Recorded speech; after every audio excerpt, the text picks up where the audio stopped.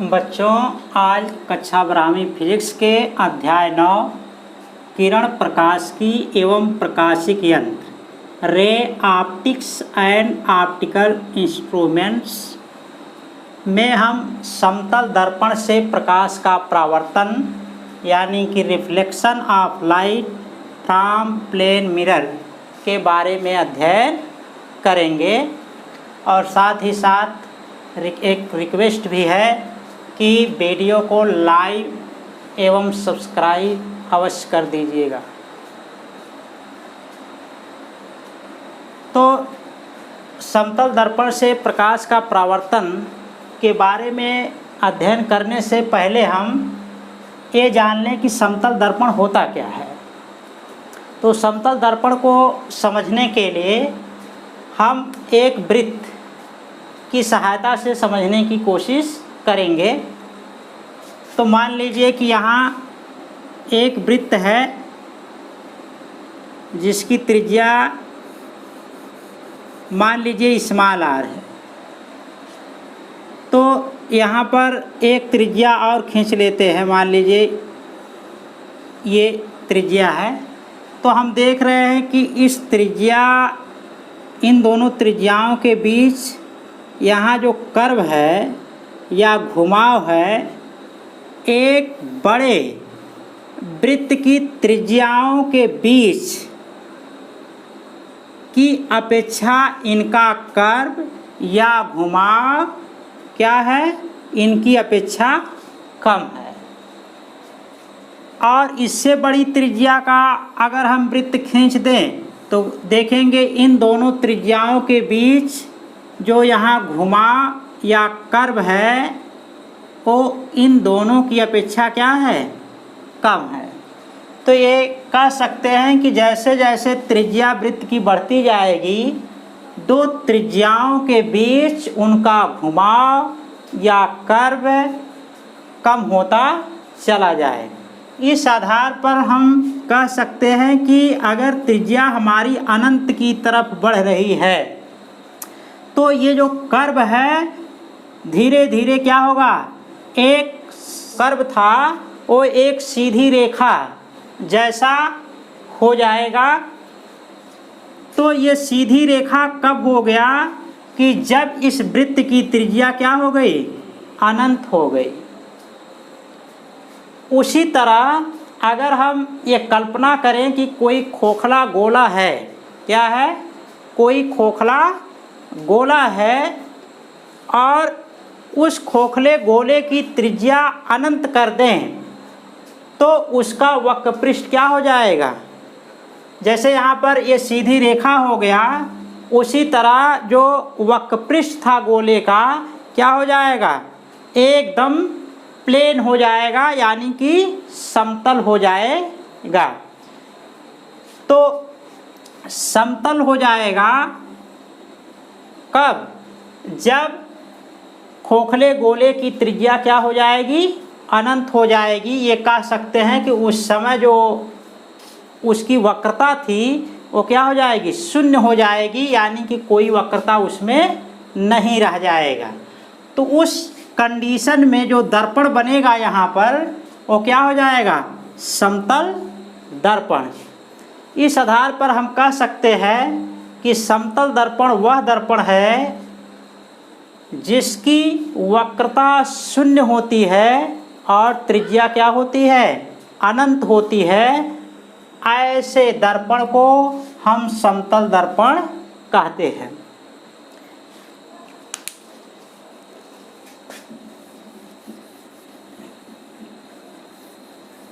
और एक बात का ध्यान रखिए कि अक्सर प्रतियोगी परीक्षाओं में यह पूछा जाता है कि किसी समतल दर्पण की वक्रता कितनी होती है या किसी समतल की वक्रता कितनी होती है, के साथ साथ यह भी पूछा जा सकता है कि किसी समतल दर्पण की त्रिज्या कितनी होती है।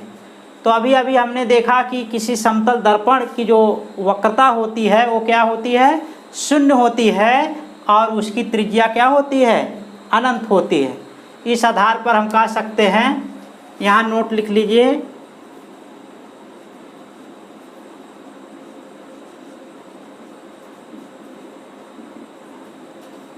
किसी समतल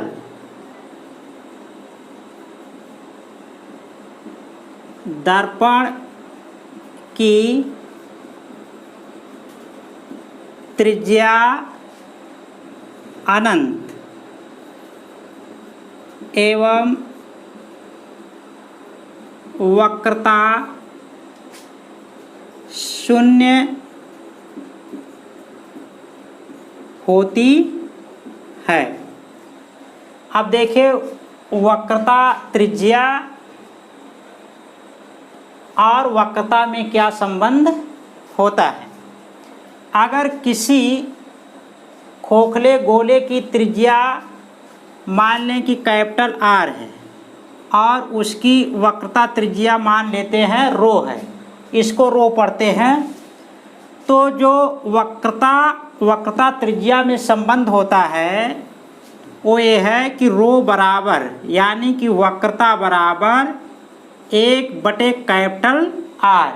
ये कह सकते हैं कि जो वक्रता होती है त्रिज्या के व्युत्क्रम के बराबर होता है।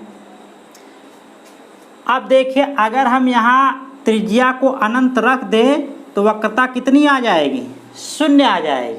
तो अभी हम देख रहे थे कि उदाहरण लेकर कि जैसे जैसे त्रिज्या बढ़ रही थी वक्रता वैसे वैसे घट रही थी।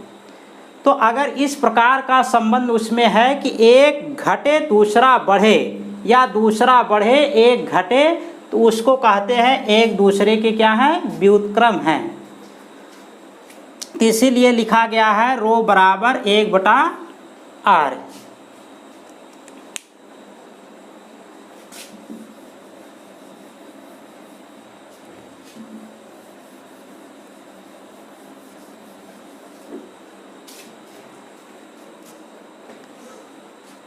अब देखिए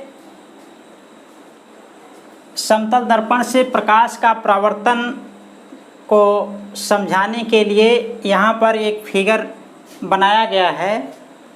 ये यहाँ एक समतल दर्पण यम डैश है, इस पर कोई किरण तिरछी आपतित होती है, यानी कि वह किरण जो दर्पण की तरफ आती है उसको कहते हैं आपतित किरण।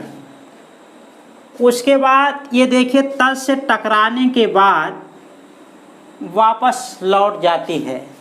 इस वापस लौटने वाली किरण को कहते हैं परावर्तित किरण, रिफ्लेक्टेड रे।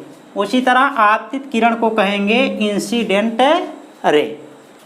यहाँ देखिए समतल दर्पण पर एक अभिलंब खींचा गया है। अभिलंब का मतलब ये है कि जो दर्पण पर वह रेखा जो दर्पण पर 90 अंश का कोण बनाती हुई खींची जाती है उसको अभिलंब नॉर्मल बोलते हैं। अभिलंब को कैपिटल N से प्रदर्शित करते हैं। किससे प्रदर्शित करेंगे, कैपिटल N से अभिलंब को प्रदर्शित करते हैं। अब देखिए कि अगर कोई किरण तिरछी आपतित होती है तो वह अभिलंब के साथ कोई ना कोई तो कोण बनाएगी ही। मान लीजिए कि ये अभिलंब के साथ स्मॉल आई कोण बनाती है। स्मॉल आई का मतलब है आपतन कोण, इसको बोलते हैं आपतन कोण। अभिलंब और आपतित किरण के बीच जो कोण बनता है उसको बोलते हैं आपतन कोण। उसी तरह अभिलंब और परावर्तित किरण के बीच जो कोण बनता है उसको कहते हैं परावर्तन कोण, यानी कि रिफ्लेक्शन एंगल, और इसको प्रदर्शित करेंगे स्मॉल r से। अब देखिए हमने यहाँ दिखाया है कि अगर कोई तिरछी किरण आपतित होती है पृष्ठ पर तो वह देख रहे हैं कि इस मार्ग से होती हुई परावर्तित हो जाती है। यानी कि अभिलंब के एक तरफ हमारा आपतित किरण है और दूसरी तरफ परावर्तित किरण है। अभी हम देखेंगे स्मॉल आई और आर में क्या संबंध होता है, कि इन दोनों कोण के बीच क्या संबंध है। और देख रहे हैं कि जो किरण अभिलंब के पथ का अनुसरण करती हुई पृष्ठ पर गिरती है वह टकराने के बाद उसी मार्ग पर वापस लौट जाती है। तो वापस लौट जा रही है यहाँ पर, तो सीधा सीधा ये है कि अभिलंब के साथ यहाँ जब उस मार्ग का अनुसरण कर रही है, यानी कि उस पथ का अनुसरण कर रही है, अभिलंब के पथ का अगर अनुसरण करती हुई कोई किरण आपतित होती है तो इसका मतलब कि वह अभिलंब के साथ 0 अंश का कोण बनाती हुई पृष्ठ पर गिरती है। और फिर देख रहे हैं अभिलंब के पथ का अनुसरण करती हुई वापस लौट जाती है, तो इसका मतलब कि वापस लौटते समय भी अभिलंब के साथ 0 अंश का कोण बनाती है। तो हमारा आपतन कोण I बराबर 0 और परावर्तन कोण जो है R वो भी 0 है, यानी कि कोण R बराबर क्या है 0 है। या कह सकते हैं यहाँ पर कि कोण I बराबर 0, कोण R बराबर 0,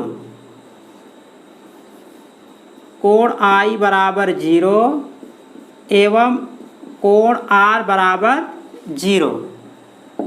जब वह अभिलंब के पथ का अनुसरण करती हुई आपतित होती है तो उस समय कोण I बराबर 0, कोण R बराबर 0, यानी कि कह सकते हैं कि आपतन कोण परावर्तन कोण बराबर है।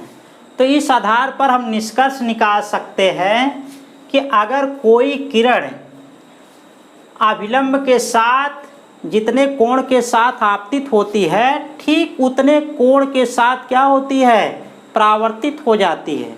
इस आधार पर हम कह सकते हैं कि आपतन कोण और परावर्तन कोण क्या होंगे, हमेशा बराबर होंगे। तो यहाँ देखिए हमने लिखा है कि जब प्रकाश की किरण किसी चिकने तल पर पड़ती है तो वह तल से टकराकर वापस लौट आती है। यानी कि अगर कोई प्रकाश की किरण किसी समतल पृष्ठ पर गिरेगी तो टकराने के बाद वह वापस लौट आएगी। इस घटना को हम परावर्तन कहते हैं। जब यानी कि किसी चिकने पृष्ठ से कोई प्रकाश की किरण टकराकर वापस लौट आएगी, इस घटना को हम बोलेंगे क्या, परावर्तन। और अभी अभी हमने यहाँ निष्कर्ष निकाला है कि आपतन कोण परावर्तन कोण क्या होते हैं, बराबर होते हैं। अभी उसको हम परावर्तन के नियम में देख लेंगे। परावर्तन के 2 नियम होते हैं, तो उसमें जो अभी हमने निष्कर्ष निकाला है वो परावर्तन का पहला नियम होता है। और आगे देखिए लिखा है आपतित किरण एवं अभिलंब के बीच बना कोण आपतन कोण यानी कि इंसिडेंस एंगल, जिसको I से निरूपित करते हैं, कहेंगे। एवं परावर्तित किरण और अभिलंब के बीच जो कोण बनता है उसको बोलेंगे परावर्तन कोण यानी कि रिफ्लेक्शन एंगल, जिसको स्मॉल r से निरूपित करेंगे। अब देखिए जो यहाँ पर समतल दर्पण से प्रकाश का परावर्तन होता है वो 2 नियमों का पालन करता है। पहला नियम है, या यहाँ लिख सकते हैं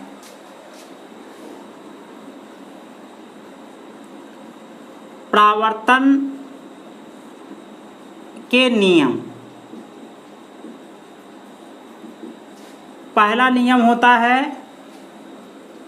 आपतन कोण, आपतन कोण एवं आपतन कोण एवं परावर्तन कोण आपस में बराबर होते हैं, अर्थात कोण I बराबर कोण R। और जो दूसरा नियम है, आपतित किरण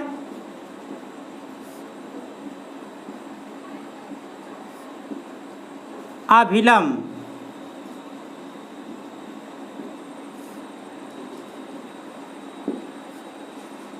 एवं परावर्तित किरण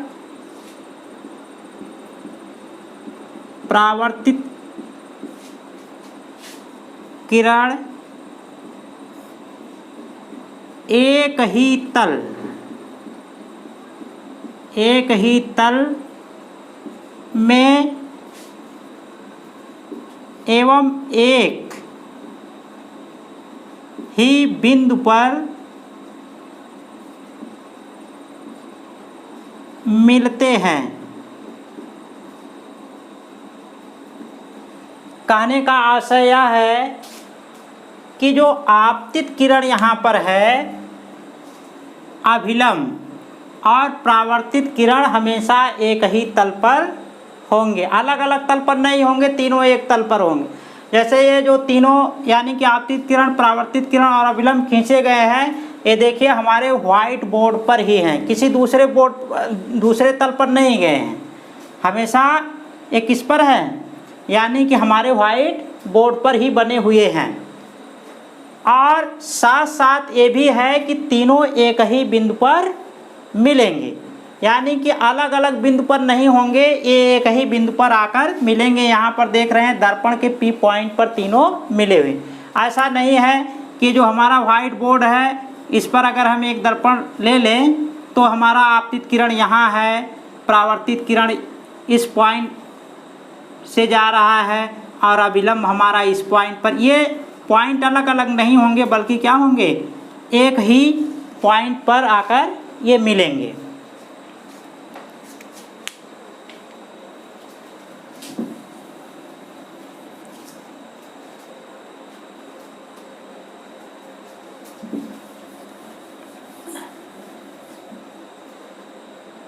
इस प्रकार हमने जाना कि परावर्तन के दो नियम होते हैं। पहला नियम क्या है, आपतन कोण I एवं परावर्तन कोण R आपस में क्या होते हैं, बराबर होते हैं।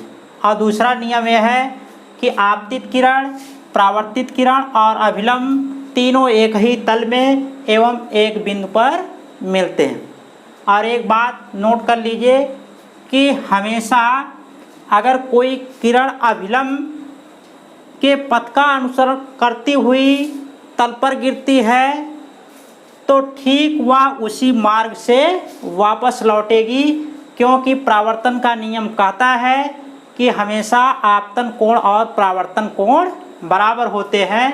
कि जब ये किरण इस मार्ग से होती हुई आ रही है तो हमारा I अभी बता रहे थे कि 0 था, तो जब I और R हमेशा बराबर होते हैं तो जब आपतित किरण अभिलंब के साथ 0 अंश का कोण बना रही है तो परावर्तित किरण भी 0 अंश का कोण बनाएगी।